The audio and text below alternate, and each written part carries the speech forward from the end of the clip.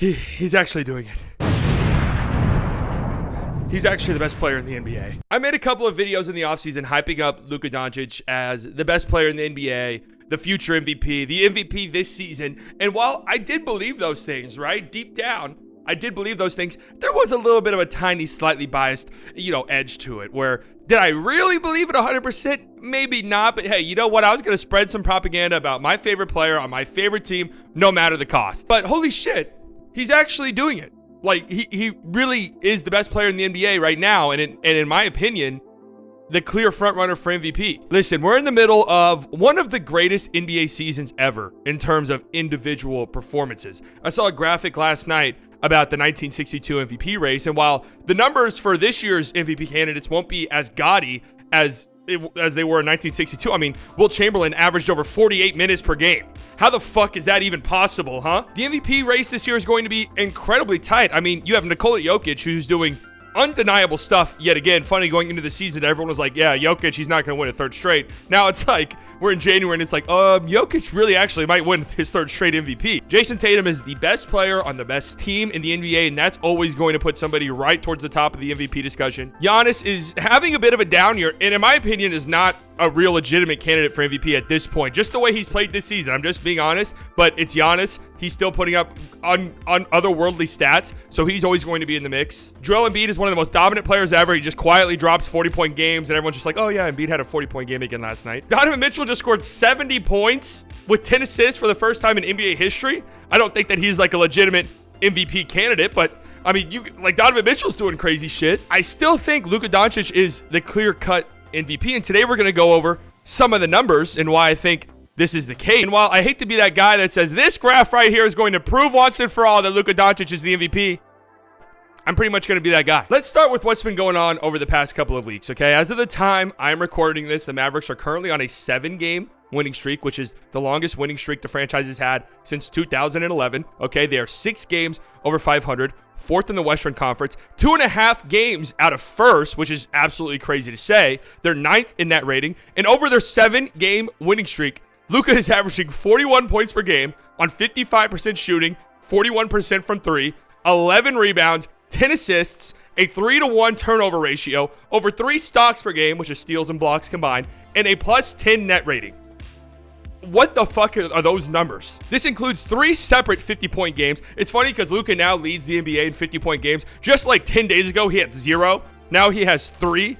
And he also put up the first ever 60, 20, and 10 game in the history of the National Basketball Association. I mean, it's really been laughable, the numbers that he's been putting up. Over the course of the entire season, he's leading the league in scoring with 34 points per game. It would only be the 19th time in NBA history that somebody has averaged over 34 points per game over the course of a whole season. It would be only the 5th time in league history that a player has averaged over 34 points per game while also maintaining a 60% true shooting percentage or higher, joining James Harden, who's done it twice. James Harden's numbers are just crazy. This is why I don't care at all when people compare Luka to James Harden. Like, some Mavs fans get really upset by that. Like, James Harden had one of the greatest offensive peaks we have ever seen. Kareem Abdul-Jabbar also did it because of course, and Michael Jordan also did it because of course. It's pretty elite company. It would be the only season in NBA history where a player averaged a 34, 8, and 8 stat line. And make that even better, Luka's if you just want to be friendly with the roundups, Luka's pretty much averaging 34, 9, and 9 over the course of the season. And while, there's still a lot of season left,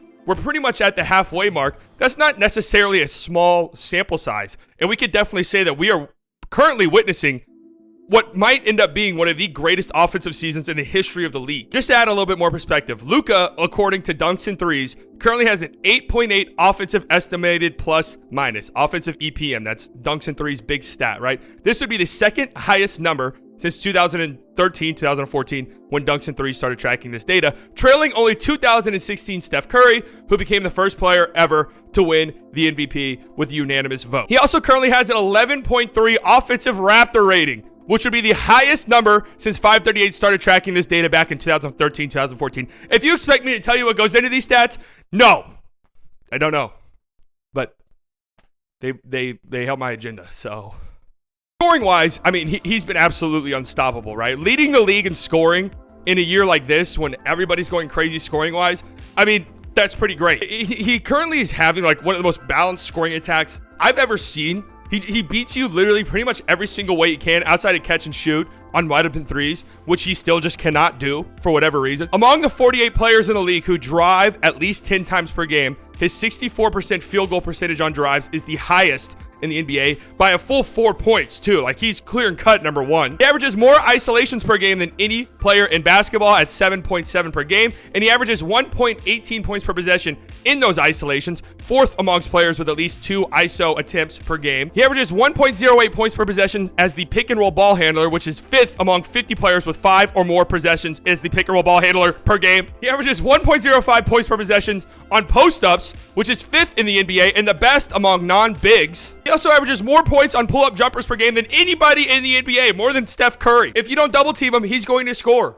He's going to punish you. He's going to score any way he wants to. If you have a big on him, he's going to isolate him. He's going to shoot a step back three over him. He's going to create space, or he's going to drive right past him. You put a smaller guy on him, he's going to back him down to the basket with ease. I mean, it's absolutely insane what we are witnessing. And if you double team him, he's going to torch you because he's one of the best young playmakers the league has ever seen. He sees 18.8 double teams per game, the most in the NBA. And the Mavericks average 1.21 points per possession when he's doubled, which is just a fucking crazy number. Whenever you double team a guy, you don't expect to average 1.21 points per possession in those plays. That just goes to show how in control of the game Luka is as a playmaker. He's second in basketball indexes, playmaking talent score, top 6 in assist points per 75 possessions, top 5 in high value assists, top 4 in potential assists, and top 5 in pass creation quality. So you have probably the best scorer in the league right now, the most complete scorer in the NBA right now, and a top 3, I mean, at worst, a top 3 playmaker. And to make it all better, according to Basketball Index, I'm not the one saying this. This is what the numbers are saying, okay? I'm just relaying the information. He currently has the most scoring gravity in the NBA, which makes sense since he gets doubled more than anybody in the league. This is what you see whenever you watch the game, whenever you turn it on. Like, just within the last couple of weeks, you watched that Christmas Day game against the Lakers, and he had ended the game with like 32, 9, and 9, I think, which is a crazy stat line. But I tweeted during the game that he was kind of having a Jokic game almost, where it was like, he wasn't really trying to score. It was mainly just trying to get his teammates involved, take whatever the defense was giving him. The Lakers were hard doubling him, and Luka was just patient, kicking out to wide open teammates who could catch and shoot for 3. And the Mavericks really struggled in the first half. I think Luka finished at halftime with 2 assists, but he finished the game with 9 because the Mavericks started to hit their shots in the third quarter. And a lot of it had to do with the fact that Luka was just, again, picking apart the defense, letting the Lakers bring double teams to him, being patient, knowing he can pass over these double teams or pass through them or whatever the case may be. And he just absolutely torched them. The Mavericks scored 50 points in the third quarter, the highest scoring quarter for any team this season, mainly due in large part to Luka just taking whatever the defense was going to give him. And you have that crazy 60-point explosion 2 days later against the Knicks, where the Knicks decided, you know what, we're not going to double team you, right? Like, if you score 60 points and beat us, whatever, and Luka scores 60 points and beats him, the first ever 60-20-10 game in the history of the league. The missed rebound free throw, which, by the way, Donovan Mitchell did that last night. That was fucking crazy to see, too. But it was an absolute scoring clinic. And the funny thing is, that 60-point game, that wasn't even like my favorite Luka scoring performance over the last couple of weeks. It was the 51-point game he had against the Spurs, because the Knicks, I didn't think, played great defense on Luka, especially the Mavericks were down late in that game. I mean, it was a crazy comeback. So there was a lot of lackadaisical defense being played by the Knicks, in my opinion.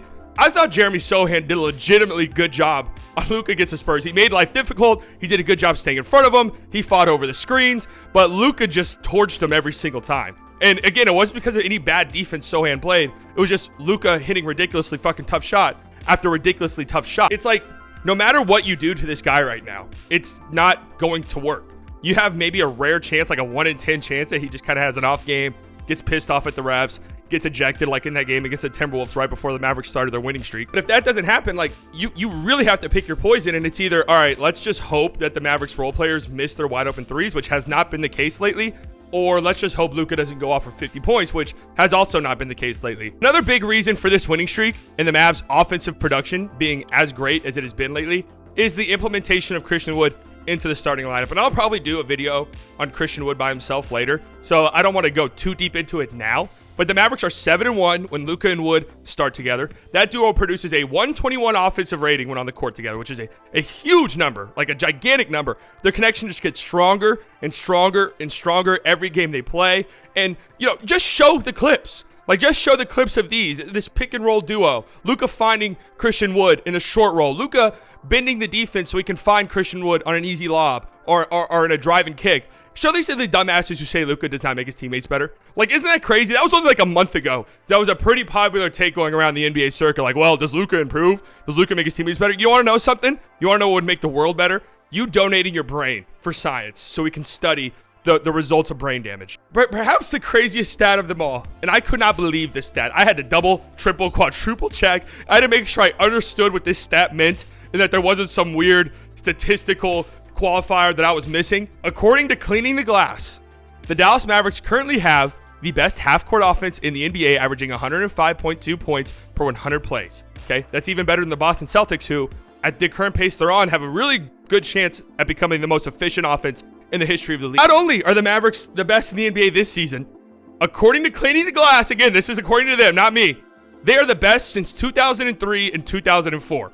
And I only go back that far because that's how far back Cleaning the Glass goes. So considering the current offensive landscape, how fast-paced the NBA is compared to like the 90s, it's very possible this is the best half-court offense in the NBA since like the mid-80s. I mean, maybe even ever. I don't think it's probably not ever, because they were scoring like a motherfucker in the 80s and 70s and 60s. But I don't think it's unreasonable to assume this has been the best half-court offense since the 80s, which is absolutely insane to say. This is why I don't give a shit about the usage rate stuff. And it's funny how the usage rate conversation has kind of died off since Luka's now third. In usage rate, he's not even the most. Like, he's behind Giannis, who I feel like for some reason never gets criticized for his usage rate, even though it's obscene, and the Milwaukee Bucks offense is terrible. He's behind Embiid as well, but the Sixers have been good, so of course that doesn't really matter to me either. But Luka's one of the greatest offensive engines in the league, if not the best offensive engine in the league. So I don't care if the ball's in his hands 40% of the time. The ball ends up in a Luka Doncic possession 40% of the time, if they're going to produce one of the greatest half-court offenses the league has ever seen, especially considering the supporting cast. And I don't want to shit on his supporting cast, right? Because I feel like they're actually picking it up lately, and they're probably a little bit better than most people think. Like, again, Christian Wood's been good lately. Spencer Dinwiddie's had his moments where he's been really, really good for the Mavericks. Tim Hardaway Jr. I have found this crazy stat yesterday that the Mavericks are actually 13-0 when Tim Hardaway Jr. shoots 46% or better from the field. So the real title of this video should be Tim Hardaway Jr. is the most valuable player in the NBA, I guess. Reggie Bullock's shooting numbers have ticked upwards. So the supporting cast isn't necessarily garbage, but when you compare it to other NBA candidates, it's easily the worst. And Luka still has his team in a position where they're 2.5 games out of the first seed in the West. They're putting together a historic season offensively somehow, and he himself is having one of the greatest offensive seasons in modern history, easily. And I know the level of competition in the Mavericks' recent winning streak isn't good at all. Like, the best team they played has been the Knicks. So, you know, nothing to write home about, really. But the Mavericks have been without their 4 best defensive players for pretty much that entire stretch. So they have needed every single point that Luka Doncic has produced in order to win this game. And he's answered the call. He's even gone above the Call of Duty there. I don't think it's really fair to hold somebody's team against them when it comes to the MVP race. Like, just because Luka has a worse supporting cast than other MVP candidates doesn't mean he should automatically get it. But when he's arguably having the best season out of all of them, the Mavericks are 6 games above 500, which is nothing to sneeze at. And Luka's putting up the numbers that he is with his supporting cast not being as great as some of the other MVP candidates. I don't know. I guess you'd have to redefine what the MVP award means. Like, what does most valuable really mean if it's not Luka Doncic right now? I just have a hard time. Like, I can't figure out what it is. Because the 3 games the Mavericks have played without Luka, they were a complete and total disaster. They were an utter shit show. A game against the Rockets where the Mavericks missed 43 threes and got blocked 18 times. 19 times. It was like the most blocks over the last 8 seasons. A game against the Bulls where they lost by 50 points. They got blown the fuck out by the Bulls. And admittedly, a hard-fought loss against the Cavs where Kemba Walker went off, but you needed a Kemba Walker miracle game, and you still lost the game. I don't know. If he's not the MVP, you got to change the name of the award because it's a fraud.